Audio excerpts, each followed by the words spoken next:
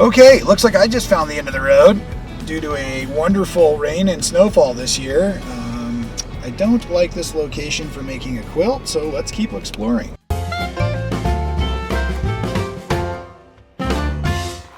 So that's right, folks. We are going to jump around in the block by block just so I can get this thing finished while I travel. And I thought this would be the best place to do the big trees block, like I said, with Mount Shasta in the clouds behind us and all of these wonderful big pine trees and redwoods around. I'm super excited. So we are doing the Summer Camp Quilt by Charisma Horton. This quilt will finish at 60 by 72. And like I said, I'll walk you through each block as we go. Today we're focusing on the big trees. Big trees pattern information is going to be found on sorry, I'm excited. Found on pages 4 and 5 of your pattern. And I've already done some of the prep work. And I think I want to most importantly point out that all of the different blocks, I believe we're making 9 of these things, are going to be different. So the trees you make are going to use the 3 different greens from your blush, your shadow blush from Benartex.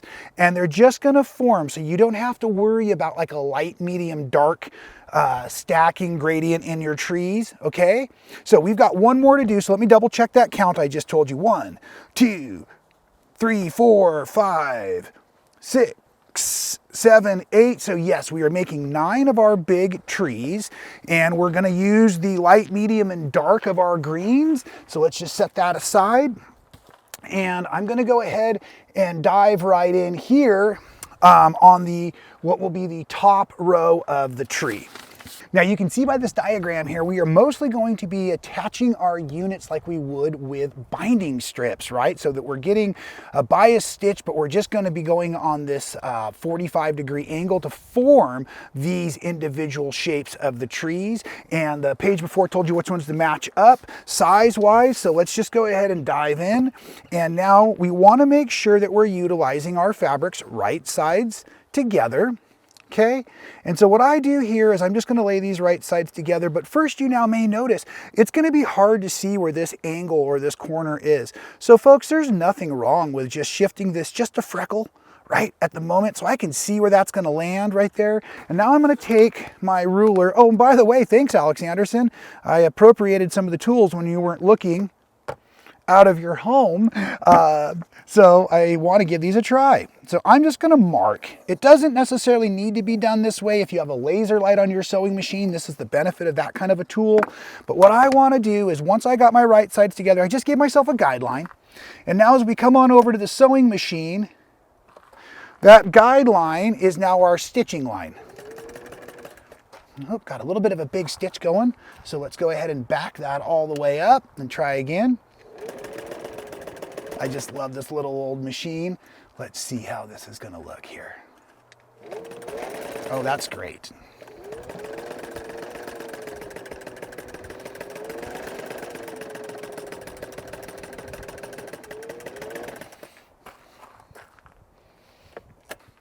Okay, so now that that line has been trimmed, make sure you know which side you're on. Give yourself a 1/4 inch trimming.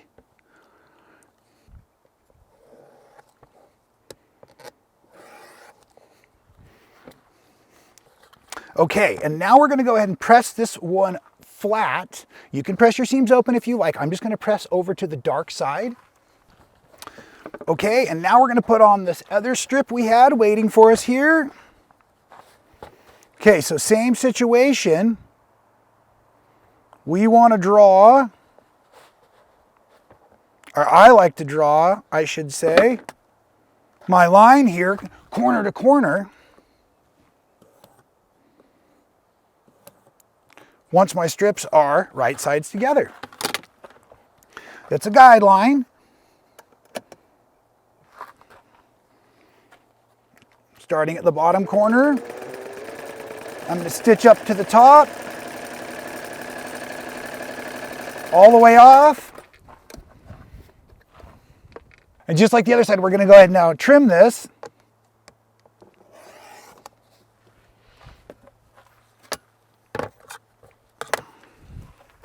And press it over.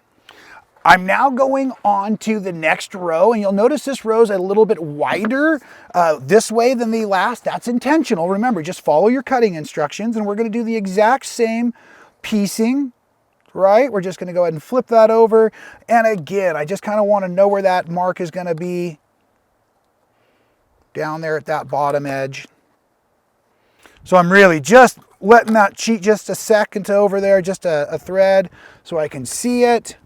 I like to give myself a sewing line for marking, or marking a sewing line. Then just slide it right as it goes. Very simple block construction on these trees. As a matter of fact, obviously the whole quilt is very easy to construct, but it's so cool looking when it's done because Charisma is a fantastic designer and a great friend too. I hope she won't mind me showing up hoping to quilt this at her home, however. We'll see how good of a friend she really is. So like the other side, go ahead and trim and press it over. For those of you who are following along with the idea of doing this yourself out of your own RV or your own traveling, your own outside sewing adventure, I really encourage it. It feels great to be sewing in nature. This might be the key. I'm not saying too much yet because this is day one of filming, but this little iron we found, right now it's running off the battery system very nicely and it's pressing beautifully. So I'm not endorsing it. I'm just saying we might have found a solution for all of us. It is a little challenging sewing with the wind, folks, but you know, I knew that would happen after the last video, so I brought my bean bag this time and a couple of extra heavy tools.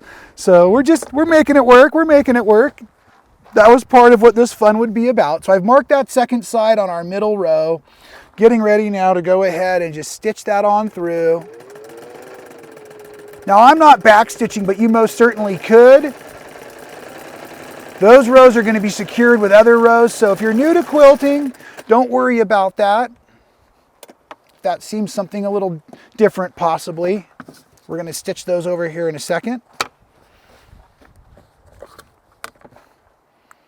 So stitch, well maybe, let's say this, mark, stitch, trim, press. Those are the steps following the measurements within the pattern, and it's super simple. Of course, the squares are the easiest to mark. You don't need the fabric below to do that. So I usually catch both of those at the same time while the tools are in the hand. And because there's no overlap, we can really, on this one, sew both pieces on both sides.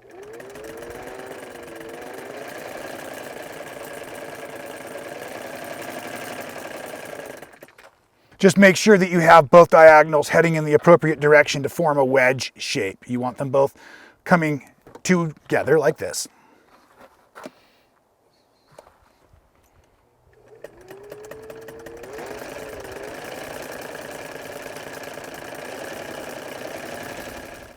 We just have one more section of the trees, and that's the trunk itself. And so we have just a little square and two fun rectangles, no diagonal here, folks. We're just going to stitch these together. So just like that bottom section of our tall trees, we can sew this side on and then the other side before we have to stop and press.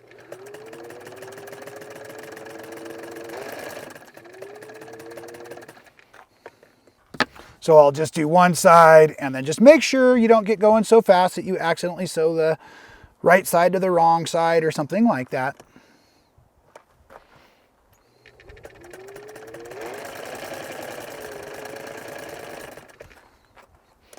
I'm just going to press into the brown center wedge. That little square. Don't know that it really matters or not. There. But now we can just start building our tree from the trunk up, right? So just make sure you're connecting that down to the widest side of that big wide strip we just did. Or excuse me, not the wide strip, but the bottom strip, I should say. So that's going to connect like that. So just go ahead, get your right sides together.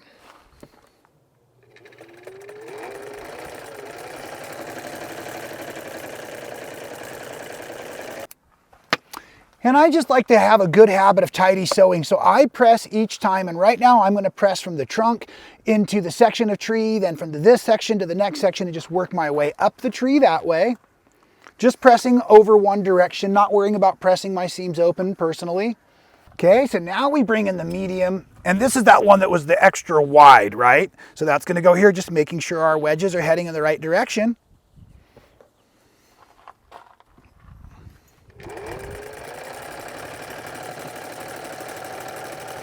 And last but not certainly not least, let's put the tip of our tree on the top here. Get that stitched on, and our tall trees blocks are completely done. Keeping in mind, you have a random series of cuts that you've made of all the different colors and the different widths. And that was so that you can lay out your trees in different organizations. So the reason I'm pointing that back out is before you make any of your trees, I strongly recommend you organize which piles will go to which tree so that you don't end up with too many duplicate looking trees or all of one color green in one tree, something like that. Make sure you mix up your light, medium, and darks for the tree itself randomly, and you're just using that brown over and over again down there in the trunks. Of course, our blue is our background through the whole project. And even though this is the last block, we're going to get together at least in one more video to put all those blocks together. And then we'll get to Charisma's house and we will have her help us machine quilt this, because she's an awesome long arm machine quilter, a great friend, and an amazing pattern designer. So Charisma, thank you very much for sending us on this amazing journey to your home with your beautiful summer camp quilt. We'll see you all in the next one.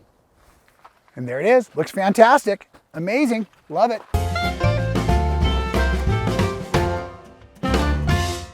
Thank you so much for watching all the way to the end of the video. It really helps support our channel. If you haven't subscribed, do so now. Hit the little button to be notified every time we go live or do a new video for all of you. And here's one from the past I think you'll really enjoy.